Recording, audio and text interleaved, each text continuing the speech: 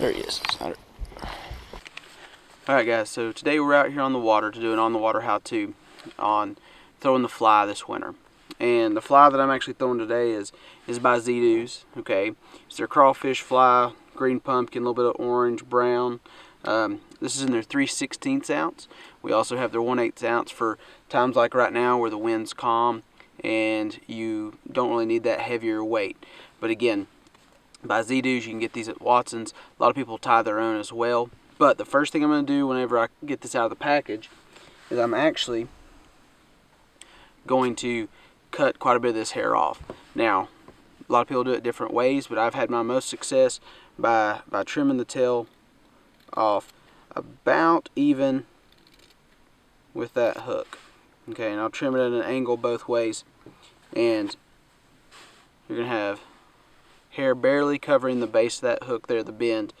And that's about as much hair as I want. Now sometimes I'll even throw flies that have much less hair on them than that, but I typically do not like to have more hair than that on the fly. Now, as far as the setup,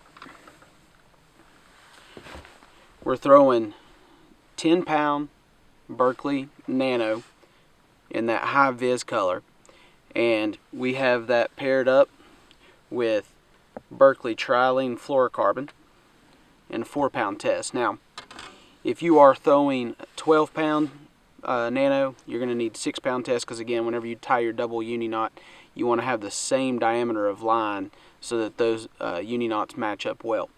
When we get down to the fly, you're going to have a king sling knot, and we'll do another video sometime on that, how to tie that. You can also find that online as well. You can see this fly that I already have tied on. You can see that the hair's cut down on it. And for my rod and reel, I have a 6/8 medium action. Again, you want kind of a soft tip so that as you're shaking that, you're getting a lot of action out of the tip of that rod. The reel I use an Abu Garcia. They're 30 in the reel size. Again, that allows me to take up slack quickly as I'm working that fly. But again, we're throwing this fly. Conditions we like best are going to be overcast, a little bit of wind.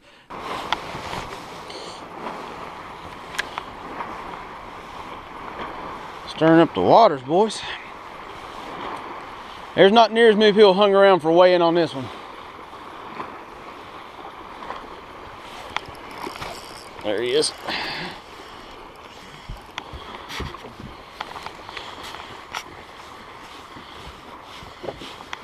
Right there.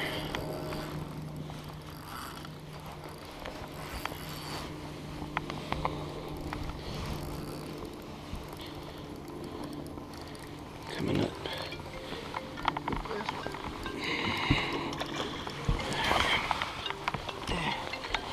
Alright, on that troll motor. And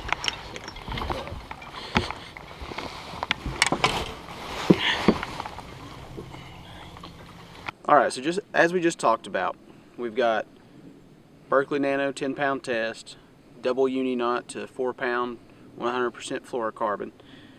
We've trimmed the fly so that the hair is about where the bend of the hook is. A few other things that you want to take into consideration. Remember, I'm imitating a crawfish at this time.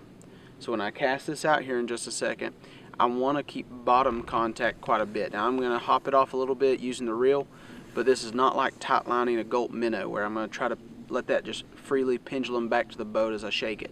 Again, I'm trying to imitate a crawfish, trying to get away from those bass, moving away from the bank, settling back, and moving away from the bank.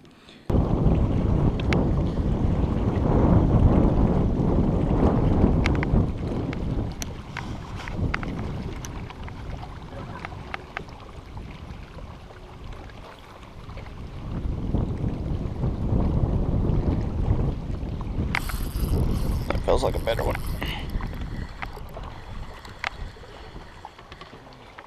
Yeah, he'll keep.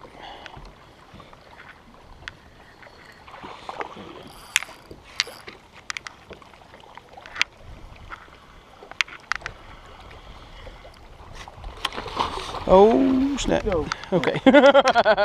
You're good. Okay, coming back up right here. There we go. Yeah, he did. Come down there, bistro.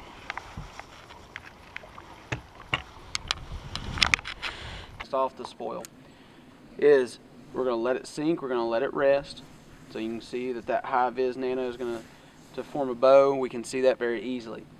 Now, as I start out, I'm going to shake it with that slack in it. I'm going to reel as I'm doing that. And I'm going to start to feel tension on the line. I know that I've lost bottom contact when that happens. So I'm going to stop reeling and continue shaking until I feel that slack again in the line. Again, we're going to pick up until we feel that get tight. Again, that's when I know that I've left bottom contact. We're going to let that sink back down. Keep shaking it. All right. I'm feeling that slack again. We're going to reel back into it. Keep shaking. And again, we're imitating that crawfish, moving across the bottom, jumping away, darting away from those bass.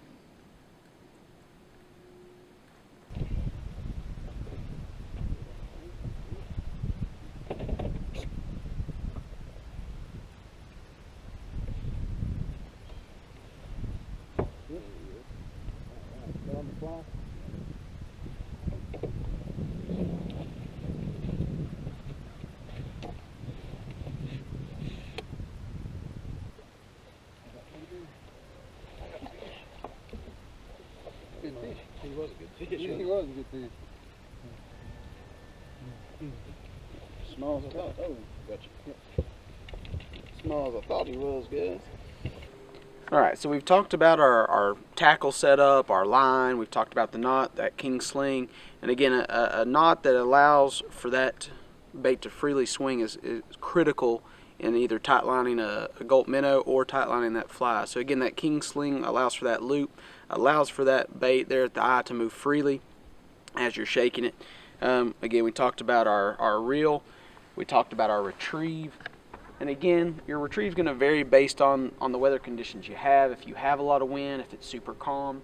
But again, the main idea is to keep bottom contact at times throughout. You don't want it just to freely pendulum. But now let's take a second and just talk about the types of banks. Again, with us focusing on a crawfish imitating bait, a technique that we're trying to imitate crawfish, we're looking for 45-degree banks that have broken rock on them, river rock on areas, points that have broken rock on them. Again, areas where those crawfish are going to be moving, where they're going to be getting into crevices. So again, 45-degree banks during the wintertime, channel swing banks where we find a transition. Because you also want to remember that these fish are on the move. They're moving out of the backs of these pockets and they're moving out towards the main channel.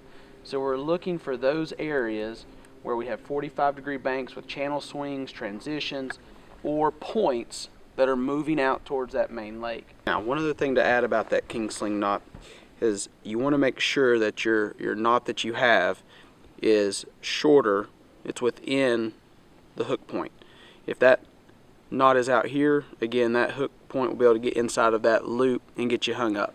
So make sure that when you're tying that knot, you may have to try it a couple times before you get it just where you need it, but it's important to pinch it just beyond the eye so that that hook point can't get inside of that loop as you're fishing. Well, there you go, guys. There's a few basics, and again, those are my preferences for how I prefer to throw the fly in the wintertime. If you have any questions, you can always contact me at tnchristianbassanglers@gmail.com or message us on Facebook at our TNCBA Facebook page. I hope y'all enjoyed that. I hope you all get out and try it.